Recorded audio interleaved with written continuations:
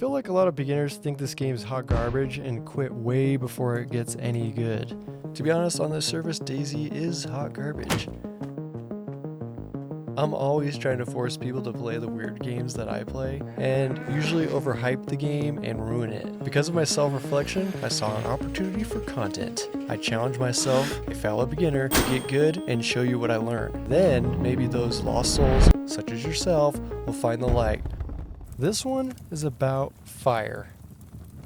Learning how to whip up a good fire in a moment's notice is invaluable to you and your friends. It's also a great way to get with the ladies.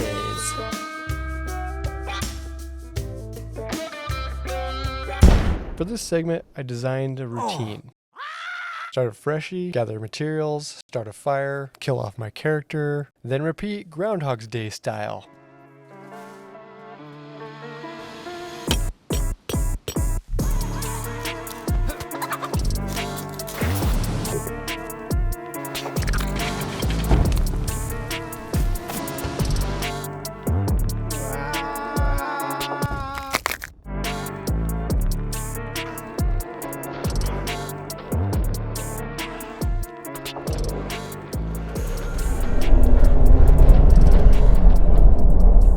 At the end of this section, I found a really weird thing that happens. Let me know what you think. Anyways, as a beginner, I realized right away that the first handful of decisions are critical for the long game. You may already know that if you waste too much time on the wrong things, you're not gonna live very long.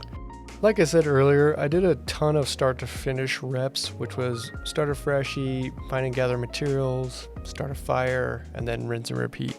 This was a good way to get the bigger picture. Some benefits were knowing where some items are more likely to spawn, not getting too stressed out about dying, and then knowing when to cut my losses and start over. I mean, a few drawbacks were it was a little bit overwhelming, and sometimes I would get lost like Mr. Magoo and waste a ton of time. After a few reps like that, I started to focus on the small things, which I would recommend doing. One part I really loved was experimenting with items that made sense, like using a flare to light the fire. It was surprising how many ways there are to start a fire. Getting better at looting is huge, so I spent a lot of time training my eyes to see really small things like butter knives. Ooh, the paper, hockey masks, dude, way to go. Let's get creepy. And we got a steak knife. A really big one for me was practicing the actual process of making the fire, like navigating the interface, what items to combine in what order, how many of each item you need to not waste time and materials. And one thing I forgot to mention was try timing yourself. Is just a fun way I found to track my progress. Here's that weird thing that I encountered. If you're in the nude, you had to strip down, dry your clothes by the fire. The clothes inventories will push down the fireplace inventory in the vicinity column.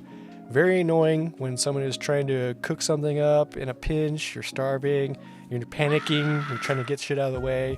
Just remember to click the little X in the corner to minimize them. Okay, that is the gist of what I did to improve and feel confident to start a fire in sticky situations and for my friends. And notice, I didn't get into graphic detail on how to craft a fireplace, and that is because I found out the game is much, much better when you embrace not knowing and discovering things on your own. And I found all of that the most rewarding part of this game. So I really don't want to take that from you because there are some things that I wish I would have been able to take back, and you can't put that toothpaste back in the tube, right? Which brings me to the next video, navigating. If you want to see me practice in real life, IRL, ring the taco bell and you can join the next time I go live.